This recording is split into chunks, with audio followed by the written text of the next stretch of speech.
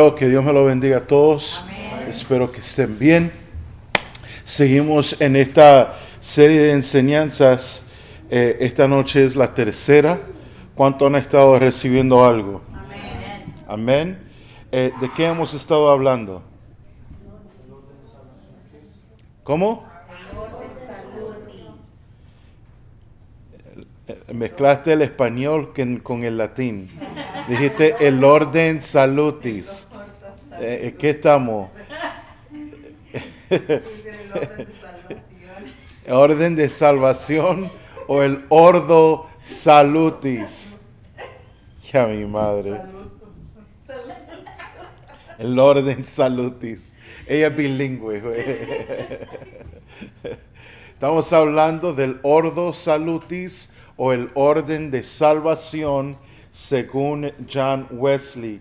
Ahora, para las personas que van a estar viendo esto por YouTube, sean personas nuevas, y déjame decirle, alguien de nuestra comunidad, por una isla por ahí, se conectó y vio el discipulado de la semana pasada, y gracias a Dios por ella, tuve comentarios.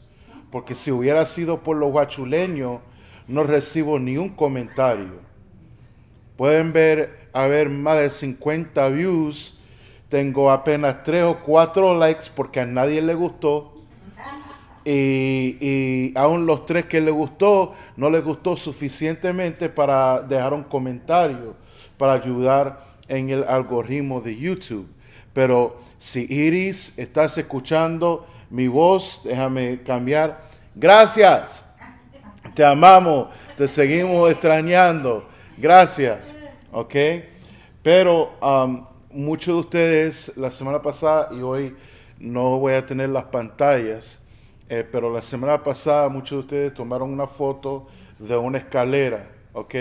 Después, yo creo que yo lo compartí en el chat de los hombres. No estoy seguro.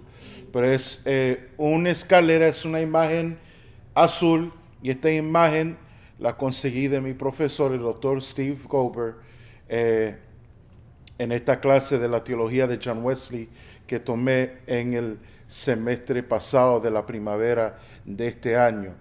La semana pasada subimos el primer escalón en la escalera. ¿Y de qué se trató ese primer escalón? La gracia preveniente. Ahora, hoy vamos a subir otro escaloncito más. ¿Y de qué se trata ese segundo escalón? Gracia convincente. ¿Ok? Entonces, esta noche de eso vamos a hablar, de la gracia convincente. Antes de eso, vamos a tener un poco de repaso. ¿Ok? Para ir solidificando y concretizando todo esto que estamos aprendiendo. Entonces, ya dijimos, la semana pasada, ¿qué fue lo que hablamos? Hablamos de la gracia preveniente. Ahora, ¿quién me puede decir cuáles son los 5 beneficios de la gracia preveniente? 5 beneficios. Conocimiento básico de los atributos de Dios. Número 1. Una reinscripción de la ley moral de Dios. Número 2. Restauración de conciencia. 3. Restauración de una medida de libre albedrío para el ser humano. 4. Y el último. La gracia preveniente de Dios contiene la maldad humana en el mundo. Esos son los 5 beneficios de la gracia preveniente. Conocimiento básico de los atributos de Dios, una reinscripción de la ley moral de Dios. Hoy vamos a tocar eso. ¿Ok? Una restauración de la conciencia, vamos a tocar eso. ¿Ok? Y una restauración de una medida, la restauración de una medida del libre albedrío, o sea, la voluntad libre del ser humano, y también la la gracia preveniente de Dios ayuda a contener el nivel de maldad que hay en el mundo, maldad humana. ¿Estamos? Ahora, la semana pasada, ¿cuál es o qué es la religión interior? La religión interior. La respuesta la encontramos en Filipenses 2, 12 al 13. Dios nos da el querer. ¿Cuál es la religión interior? El querer. Porque el querer es un deseo que emana del interior. ¿Ok? Ahora, ¿cuál es la religión o qué es la religión exterior? El hacer. Porque el hacer ya son acciones físicas externas. Es una manifestación del deseo interno que nace en nuestros corazones. ¿Ok? Entonces Dios obra en nosotros. Él nos da el querer como el hacer su buena voluntad. Amén. ¿Ok? Entonces, y eso nos lleva entonces a tomar acción y a actuar en concierto, por así decirlo, afinados a esa obra de Dios. Entonces, dicho eso, Dios es el que nos da el querer como el hacer. Amén. Amén. Entonces, por lo tanto, ¿quiénes son los que tienen que ocuparse por su propia salvación entonces? Nosotros. A nosotros nos toca ocuparnos de nuestra salvación. Porque hay personas que entran y salen de las iglesias. Por eso hay gente porque hay gente que comienzan y lloran y moquean y todo. Y tienen, y fuera de toda jocosidad, tienen una experiencia genuina, y real. Pero no dura. ¿Por qué? ¿Dios falló? No. Dios les da. Dios nos da el querer como el hacer. Pero nosotros tenemos que ocuparnos de nuestra salvación. Le voy a leer lo que les leí a lo último la semana pasada, de San Agustín. Aquel que nos creó sin nosotros, no nos salvará sin nosotros. I'll say this in English, aquel que nos creó sin nosotros, no nos salvará sin nosotros. Ese fue un gigante teológico en la historia de la iglesia cristiana. He that created us without us will not save us without us. Entonces, Dios hace la obra, Él inicia, ¿ok? Pero a nosotros nos toca ocuparnos de nuestra salvación. Y entonces, ¿cómo se ocupa uno de la salvación? No. La respuesta, bueno, también, pero la respuesta que estoy buscando es en Isaías, capítulo 1, versículo 16. Deja de hacer lo malo, aprender a hacer el bien. De eso se trata. ¿Qué es lo que uno tiene que hacer para ocuparse de su propia salvación? Dejar de hacer lo malo y aprender ahora a hacer el bien. ¿Ok?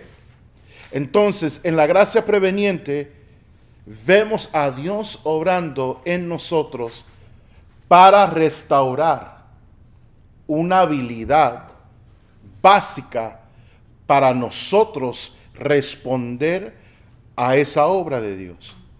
Amén. ¿Ok? Básicamente, Dios nos está, a través de su gracia preveniente, nos está restaurando nuestras facultades para siquiera poder tener la habilidad de responder a Él.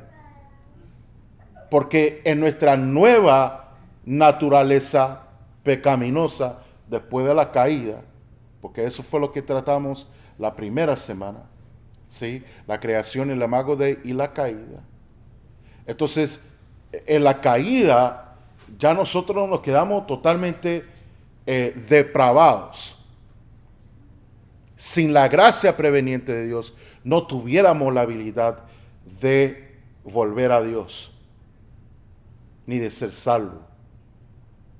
Pero por eso, Dios en su gracia, que Él efectuó inmediatamente, después de tratar con el hombre, después de tratar con la mujer, y también con la serpiente, Dios inmediatamente efectuó en el tiempo y el espacio lo que ya había hecho desde la eternidad, porque el Cordero de Dios fue sacrificado ¿desde cuándo?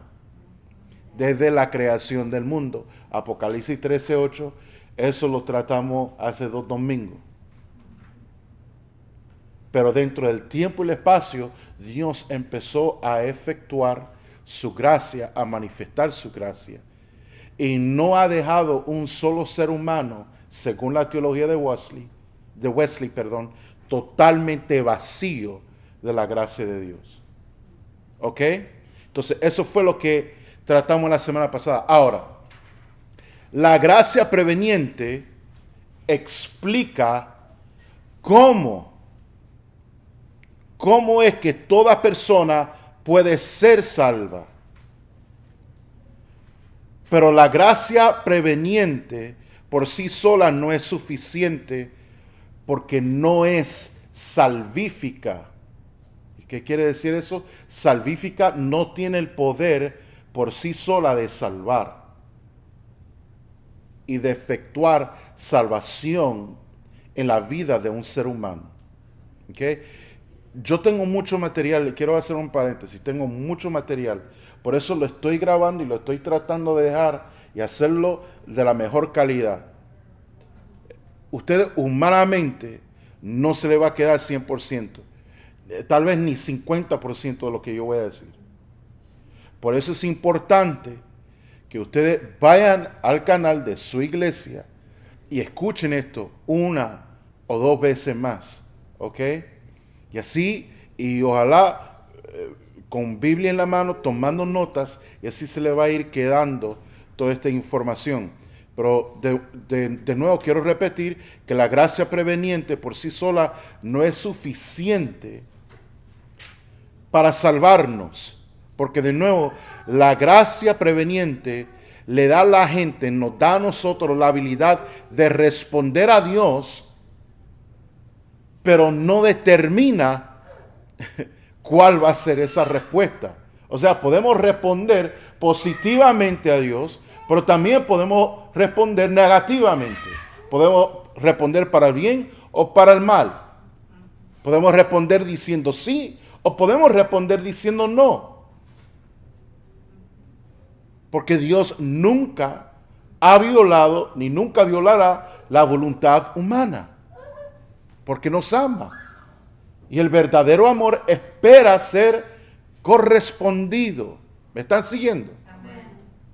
Entonces, por eso la gracia preveniente no es salvífica o suficiente por sí sola.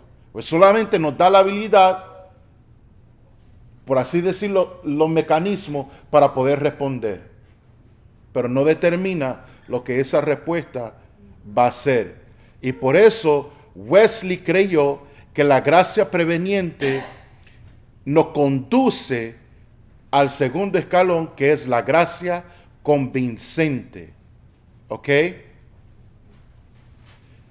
Si respondemos positivamente, diciendo que sí a la gracia preveniente de Dios y a la obra de Dios, si respondemos sí al querer que Dios ha impartido en nuestros corazones y actuamos, empleamos el hacer nuestro afirmativamente, entonces la gracia convincente que nos ayuda a ir un paso más hacia el arrepentimiento. ¿Ok? Es en la gracia convincente cuando el Espíritu Santo ahora sí toma un rol activo y comienza a convencernos de pecado. De nuevo, lo acabo de decir, lo estoy repitiendo. ¿Para qué? Para que el Señor, para que el Espíritu Santo nos convence de pecado. ¿Para que te sientas culpable? Exacto. Para llevarte al arrepentimiento. Todo lo que el Espíritu Santo va a ser para acercarte y atraerte a Dios. Amén. Si algo está pasando en tus sentimientos y en tus pensamientos que te están haciendo alejar de Dios, ese nunca va a ser el Espíritu Santo. Esa es obra del diablo. Esa es obra del reino de las tinieblas. Entonces eso no hay que entretenerlo. ¿Qué es lo que uno debe de hacer con eso? Reprenderlo. Tomar autoridad. Así como cuando usted recibe... He usado este ejemplo y lo voy a seguir usando mucho en estas próximas semanas. ¿Qué es lo que usted hace cuando tiene un dolor de cabeza? ¿Usted lo aguanta? ¿Usted lo ignora?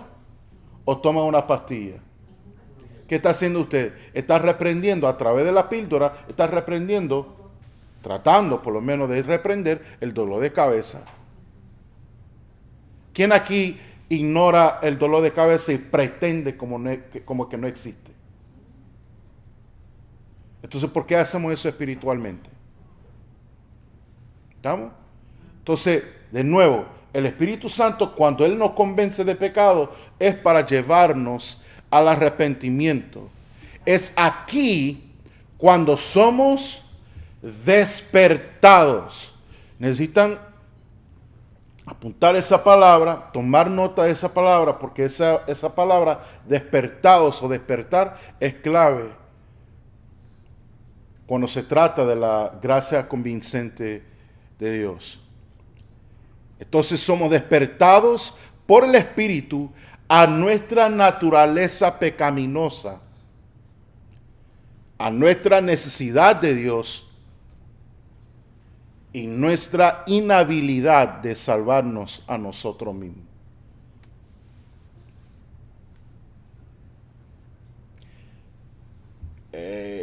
No sé cómo decir nutshell en español. ¿Alguien me puede ayudar? Si lo pudiera, eso es la gracia convincente de Dios resumido, pero ahora lo vamos a abrir. ¿Ok? Vamos a abrir la naranja y vamos a desempacar esto. Usted puede decir, ¿por qué es necesaria, la gracia convincente de Dios? ¿Cuál es la necesidad? Le voy a explicar algo. Y esto va a ser un poco tedioso, pero presten atención y vuelva una o dos veces al canal y véalo una o dos veces más. Según la teología de Wesley, todo ser humano se encuentra después de la caída. Voy a dejar de hacer eso, de decir eso, ¿ok? Obviamente ya tratamos la caída y ahora estamos hablando y tratando con los seres humanos únicamente después de la caída. ¿Estamos? Amén. Entonces, después de la caída, todo ser humano cae en una de tres categorías. Todos. En una de tres categorías. Y esto al principio como que lo va a extrañar, pero cuando le explica, usted va a decir, wow, eso me suena familiar. ¿Ok? Las tres categorías. Le voy a decir el nombre de las tres categorías ya y después se lo explico. La primera categoría es el estado natural. ¿Okay? Tres estados. Entonces, el primer estado es el estado natural, el segundo es el estado legal y el tercer estado, el último, es el estado evangélico. So, natural state, legal state, evangelical state. Estado natural, estado legal, estado evangélico. ¿Ok? Ahora, ¿cuál es el primer estado? ¿Florida? No, natural. Ok. ¿Cómo es un ser humano que se encuentra en el estado natural? Espiritualmente hablando. Espiritualmente hablando, un ser humano en el estado natural está profundamente dormido. Sus sentidos espirituales no están despiertos. Y en este estado el ser humano es totalmente inconsciente de su estado espiritual.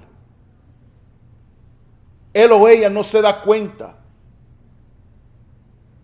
de su estado espiritual. Están inconscientes de su necesidad de Dios. No comprenden su esclavitud al pecado. Y por lo tanto están totalmente ignorantes del peligro de su condición espiritual. Estos seres humanos no saben distinguir entre lo bueno y lo malo, entre el bien y el mal. Los ojos de su entendimiento están cerrados. Y fíjense, como están dormidos espiritualmente, esta gente, muchos de ellos, se sienten seguros. Se sienten que están tranquilos. Ellos están en paz.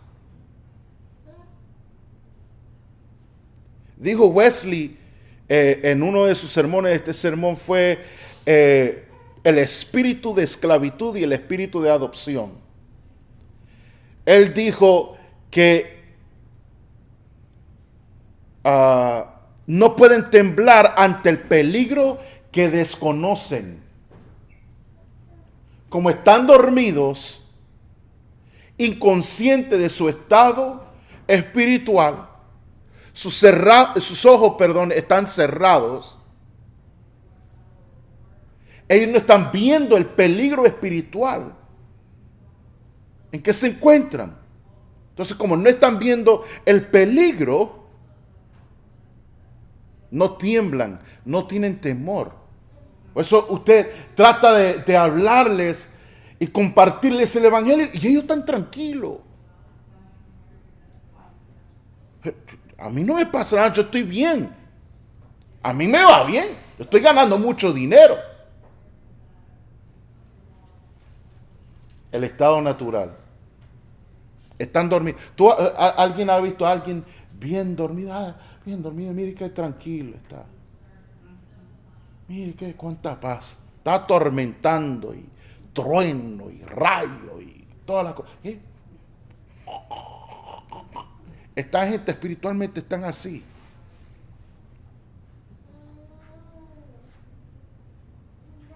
Esta gente en este estado, una de otra, algunos niegan completamente la existencia de Dios. Como dijo el salmista, es el necio que dice en su corazón, no hay Dios.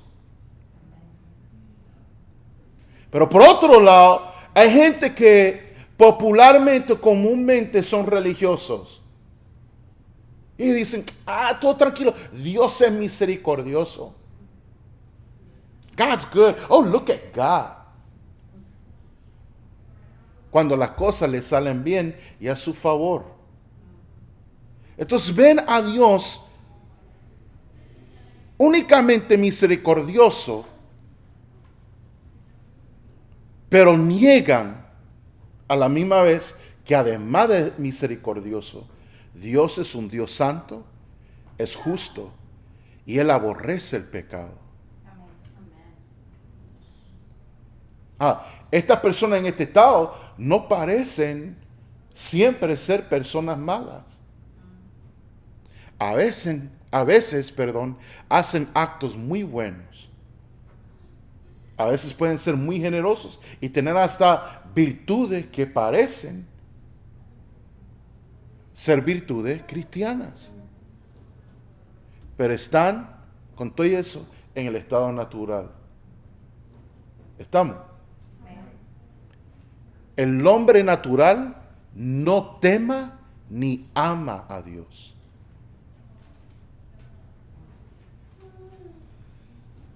I'm going to say that again. El hombre natural no teme, ¿Es así, mami? No teme. No teme, perdón, ni ama a Dios. The natural man doesn't fear, nor does he love God. Ese es el estado natural. Okay. ¿Cuál es el segundo estado? Legal. Ahora, y estas son tres categorías, pero es como en sentido de progresión. ¿Estamos? Entonces, una persona puede ir del estado natural, ojalá procede al estado legal. ¿Ok? Ahora, ¿quién es o cómo es una persona, un ser humano en el estado legal? Una persona en este estado es una persona que ya ha sido despertada a su propia necesidad por Dios. Sus ojos le son abiertos. ¿Ok? Reconocen que están bajo la ley del pecado y de la muerte. Ya sus ojos están abiertos a su esclavitud, a su condición, a su estado espiritual. Y por ende, estas personas son marcadas por el temor a Dios y son marcados por un temor a ser condenados y a morir en pecado. Escuchen esto, a ver si les suena familiar. Una persona en el estado legal continuamente peca y se arrepienta. Peca y se arrepienta. Peca y se arrepienta. Peca y se arrepienta. En todos los llamados al altar pasan y se reconcilian con el Señor. Se convierten a cada rato porque están estancados en el estado legal. ¿Es un estado por donde uno debe de pasar? Sí, pero pasar, no habitar. Pero muchos se quedan ahí estancados. ¿Por qué? Porque dejan de ocuparse de su salvación, de dejar de hacer lo bueno y aprender a hacer lo bueno. ¿Estamos? Amén. Continuamente pecan y se arrepientan. Estas personas en este estado temen que nunca serán libres de su esclavitud.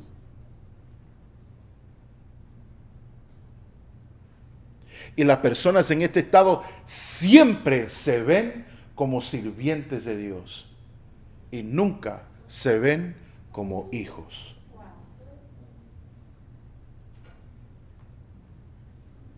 Estas son personas que muchas veces se insultan a sí mismos, pensando que están sonando humildes,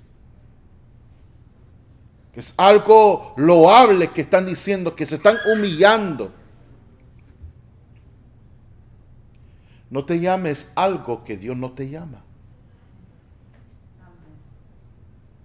¿Por qué rayo usted va a ser la portavoz de Satanás a tu propia vida? Why are you going to be Satan's mouthpiece for your own life? Or in your own life? No te insultes. Si Dios no te llama perro, tú no eres perro. Tú eres un ser humano hecho a la imagen y semejanza de Dios. Eres un embajador, eres un hijo. Amén. El hijo pródigo regresó a la casa diciendo, no me recibas como hijo, déjame ser uno de tus siervos. No, tú eres mi hijo. Siempre lo has sido, siempre lo serás. Amén. Amén. Pero eso es una persona en el estado legal. Diga conmigo, estado legal. Estado legal. ¿Cuál es el tercer y último estado? Evangélico. En este estado es cuando la esclavitud al pecado termina. Lo voy a repetir. En este estado es cuando la esclavitud al pecado termina. Aquí es donde las cadenas son rotas. La persona recibe el espíritu de adopción y se libera del pecado, se libera de la ley del pecado y de la muerte. Y ahora reciben las nuevas marcas del nuevo nacimiento, que son la fe, la esperanza y el amor a Dios y al prójimo. En este estado, los seres humanos viven con la fe de un hijo o de una hija. Este es el estado evangélico.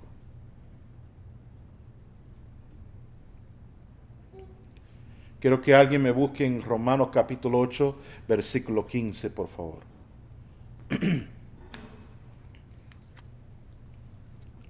Reina Valera el 60.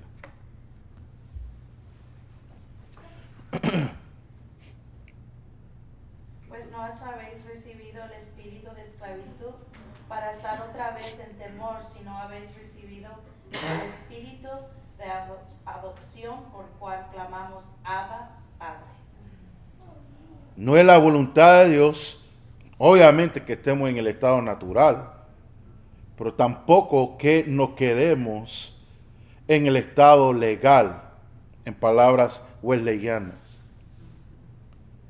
No hemos recibido el espíritu de esclavitud, sino el espíritu de adopción, por el cual clamamos, así como Jesús clamaba.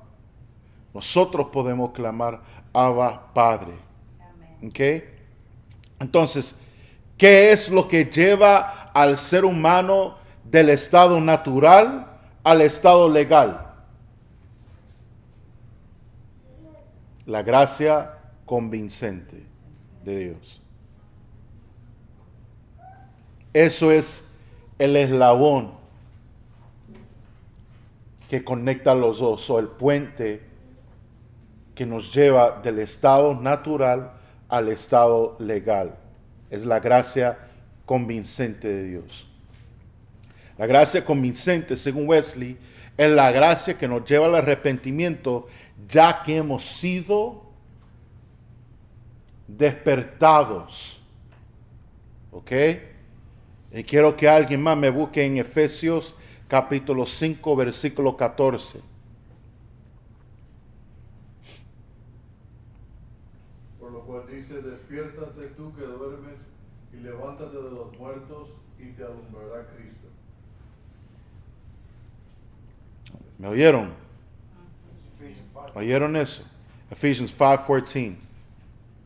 Es un despertar, it's an awakening. De nuevo, ¿por qué? Porque el hombre en su estado natural está ciego, está dormido profundamente. Sus sentidos espirituales están dormidos. Pero viene el Espíritu Santo activamente y por la gracia convincente de Dios despierta a una. Es más, déjame leérselo en palabras wesleyanas. Así él describió esta etapa. Él dice, tal persona es sacudida violentamente de su sueño y al despertar comprende el peligro en que se encuentra, el peligro que antes no percibía porque estaba dormido. Amén. Ahora él o ella claramente ven y comprenden el peligro en que se encuentra. Tal vez en un momento, quizás otros poco a poco. Los ojos de su entendimiento se abren. Y ahora es que discierne el estado real en que se encuentra. Ahora, ya lo he dicho varias veces, pero quiero irlo probando. ¿Quién es la persona que está actuando en esta etapa de la gracia convincente? El Espíritu Santo. ¿Quién es el que convence? El Espíritu Santo. ¿A alguien le suena eso? A ver, vamos a Juan capítulo 16. Juan capítulo 16. Hermana Irma, ¿usted tiene su Biblia?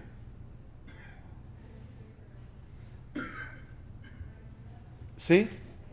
¿Me puede leer Juan 16, 7 al 11, por favor?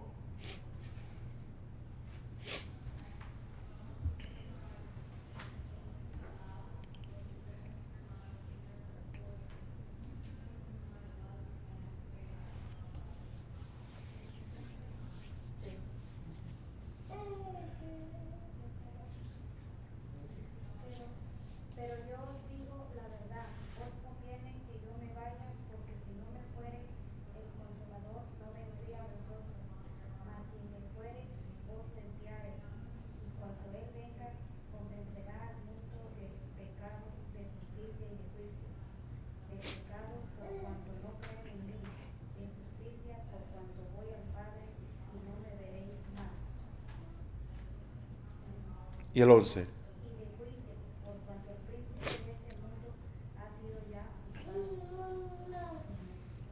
¿Quién es el consolador? Espíritu Santo. En el contexto, él está hablando del Espíritu Santo. Porque Jesús aquí, en este capítulo, y si no me equivoco, del capítulo 14 de Juan hasta el 17, él está en modo de despedida Amén. y preparándolos para su crucifixión. ¿Ok? Entonces, él les dice, a ustedes les conviene que me vaya. Porque si no me voy, entonces no vendrá el Consolador. Pero si me voy, les voy a enviar el Consolador. No, el Consolador. Amén. ¿Ok? En otra parte de Juan dice, no os dejaré huérfanos. Amén. ¿Ok? Otra vez, aludiendo a ese espíritu de hijo. Que Dios no nos llamó a vivir como sirvientes, sino como hijos. Ahora, los hijos sirven, Amén. pero no con el corazón de un esclavo, Amén. sino con el corazón de un hijo, Amén. Así es. representando al Padre, porque me es necesario estar en los negocios de mi Padre. Y nos es necesario seguir el ejemplo de Jesús, Amén. que vino a servir. ¿Cuántos empezaron a ver la cuarta temporada de The Chosen? You done seen that months ago. Él habla de eso también. Porque también se ve la bronca entre los hermanos de trueno. ¿Quiénes fueron los hermanos de trueno? John, James, Santiago, Jacobo, otras versiones. ¿Ok? Entonces ahí, cuando pidieron, queremos que nos concede al uno sentarte a tu derecha, al otro sentarte a tu izquierda. Y ahí les cayó a limazo. ¿Ok? El que quiera ser el mayor en el reino, que sea el ¿qué? El servidor de todos. Que sirva. Pero no nos está llamando a ser sirvientes, a vivir como sirvientes o con ese corazón, porque no hemos recibido el espíritu de esclavitud, sino el espíritu de adopción. Amén. ¿Estamos? Amén. Entonces, dije que no iba a decir esa palabra. Ayúdame, Señor. Pero entonces el Consolador es el Espíritu Santo, y según el versículo 8, ¿quién es el que convencerá al mundo de pecado? El Espíritu Santo. El Espíritu Santo. Entonces, en este rol, en esta etapa, de la gracia convincente, es el Espíritu Santo actuando. Amén. ¿Ok? Y es Él activo. Dijo esto John Wesley: nadie más que el Espíritu Santo debe tocar los corazones de aquellos que están dormidos en tinieblas. Nadie más que el Espíritu Santo debe tocar los corazones de aquellos que están dormidos en tinieblas. Ahora, de nuevo, ¿quién es el que convence de pecado? El Espíritu Santo. ¿Qué es lo que usa el Espíritu Santo para traer esa convicción? La respuesta a eso es la ley moral de Dios. Se les dije al principio, cuando David leyó los 5 beneficios de la gracia preveniente, creo que era la segunda o la tercera, es la segunda, que es una reinscripción de la ley moral de Dios. ¿Okay? Quiero que escuchen esto, lo que Wesley escribió acerca de esto.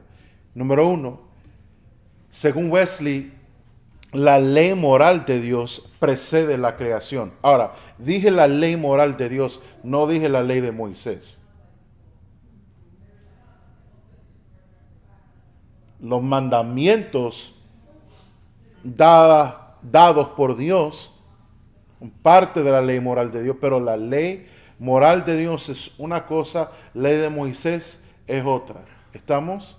La ley moral de Dios precede la creación y originalmente fue dada a los ángeles en el cielo y a los primeros seres humanos en el huerto. Ahora le voy a leer, esto es un poco largo, pero hermoso, acerca de la ley moral de Dios. Esto es el sermón de Wesley titulado Origen, Naturaleza, Atributos y Finalidad de la Ley. Él escribió esto: humanamente hablando, la ley de Dios, este hombre era tremendo para escribir, tenía un vocabulario bastante extenso. La ley de Dios es una copia de la mente eterna. También tenía una imaginación tremenda. ¿Okay? Él dijo, la ley de Dios es una copia de la mente eterna, es una transcripción de la naturaleza divina. Ciertamente es el fruto más perfecto del Padre eterno, el reflejo más brillante de su profunda sabiduría, la belleza visible del Altísimo. Es el deleite y admiración de los querubines y serafines y de toda la compañía de los cielos y en la tierra. Es gloria, es gloria y gozo de todo creyente, de todo hijo de Dios bien instruido. Esta ley que la bondad de Dios dio en el principio es todo amor y bondad, como la fuente de donde emana. Esta ley es suave, es bondadosa, es dulce, como dijo el salmista, más que la miel y la que destila del panal. Es convincente y agradable. Y allí en esa ley se incluye todo cuanto hay de amable. Esto es esto es una escritura paulina, los Filipenses o Efesios, creo. Pero dice, todo cuanto hay de amable, todo lo que es de buen nombre, si hay virtud alguna, si hay algo digno de alabanza, está comprendido en su ley. Todos los tesoros de la sabiduría, el conocimiento y el amor divinos están escondidos allí. O sea, la ley moral de Dios, básicamente, era, yo lo veo así, era como el fundamento de Dios, la estructura de Dios, o tal vez lo pudiéramos mirar como la ética de Dios. Para entender cómo Dios es,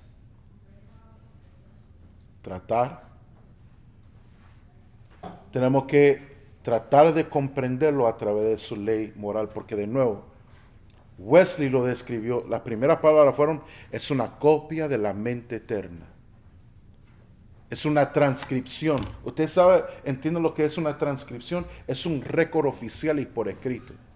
Por ejemplo, Si yo estoy aplicando para una institución o estoy aplicando para algo y me piden, Mark, necesitamos una transcripción de tus estudios, yo necesito ir a mi institución de educación, pedirles, solicitarles una transcripción oficial. Eso va a decir, Mark tomó todas estas clases, esta clase en tal fecha, en tal semestre, en tal año. Esta fue la calificación que él sacó. Es un récord oficial de todo. Wesley dijo que la ley moral de Dios es una transcripción de la naturaleza divina.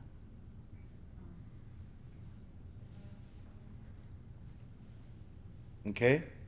Entonces, ya vamos a ir acabando. De nuevo, en el estado natural, ¿cómo está el ser humano? Dormido.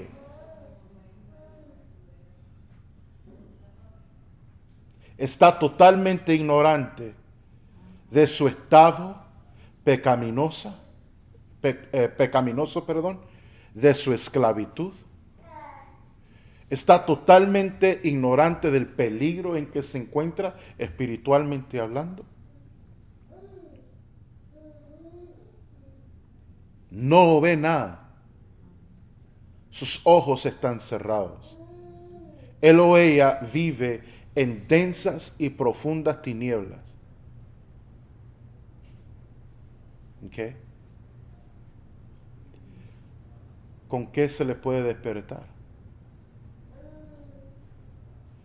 ¿Con qué puede el Espíritu Santo convencerlos y despertarlos para que entiendan, tú has pensado que tú estás tranquilo, estás en paz, estás seguro, pero ¡pum! ¿Cuál es uno de los beneficios? Creo que es el primero de la gracia preveniente. Una revelación o un conocimiento básico de los atributos de Dios. Entonces el Espíritu Santo ahora, a través de su gracia convincente, ¡pum! Mire, estos son los atributos de Dios. Y comparando tu estado a la de Dios, mi hijo, mi hija, tú no estás tan bien como tú pensabas. ¿Me están siguiendo? Entonces es la ley moral de Dios que usa el Espíritu Santo para convencer al ser humano de pecado. De pecado. Porque hasta ahora, ¿qué dijo Jesús en Juan? De pecado, ¿por qué? Por cuanto no creen en mí. Entonces, ¿cómo los convence de su pecado? Haciéndole un contraste. Esta es tu condición, pero este es Dios. Así es Dios. Y tú estás muy corto. ¿Por qué? Pablo se lo dijo a los romanos, capítulo 3, versículo 23, por cuanto todos hemos pecado y estamos destituidos, nos llegamos cortos a la gloria de Dios. Un resumen. Dios, por su gracia preveniente, no deja a nadie totalmente vacío de su gracia, sino que restaura la habilidad en nosotros para responder a la obra salvadora de Dios, para bien o para mal. ¿Okay? Esa es la gracia preveniente. ¿Estamos? Ese es el primer escalón. ¿Okay? Pero luego, a través de la gracia convincente de Dios, para subirnos al segundo escalón, el Espíritu Santo toma un rol activo para despertarnos del profundo sueño, dijo Wesley, violentamente sacudiéndonos, del sueño espiritual en el que nos encontramos para ver claramente nuestra verdadera condición y estado espiritual. Lo hace convenciéndonos de nuestro pecado al despertar una conciencia de la ley moral de Dios. Al ver lo malo que somos. Y al mismo tiempo, lo bueno que es Dios. A través de su ley moral, reconocemos que no nos podemos salvar a nosotros mismos. Y es allí cuando la gracia convincente de Dios nos conduce a cambiar nuestra manera de pensar, de nuestra manera de vivir. Estoy mal. Estoy en pecado. Estoy en un horrible estado. Necesito arrepentirme. Temo ser condenado a muerte y perdición eterna. Temo la paga del pecado, que es muerte. Temo terminar en el lago de fuego por toda la eternidad. Amén. Amén. Ese es el segundo paso, el segundo escalón. Eso es lo que comienza a hacer el Espíritu Santo para llevarnos al arrepentimiento. Y ojalá, si nosotros, cada uno nos ocupamos de nuestra propia salvación, nos vamos subiendo escalón por escalón, por escalón, por escalón. Es solamente el segundo escalón, no es el último. Es solamente el segundo en el orden de salvación. Quiero terminar leyéndoles, yo se lo voy a leer, Efesios capítulo 1, versículo 15 al 23. Y si ustedes han escuchado bien durante esta noche, cuando yo les lea esto, ustedes van a escuchar, ok, yeah, that goes there, esto va aquí, esto va allá, ya, eso, veo esa orden. Ok.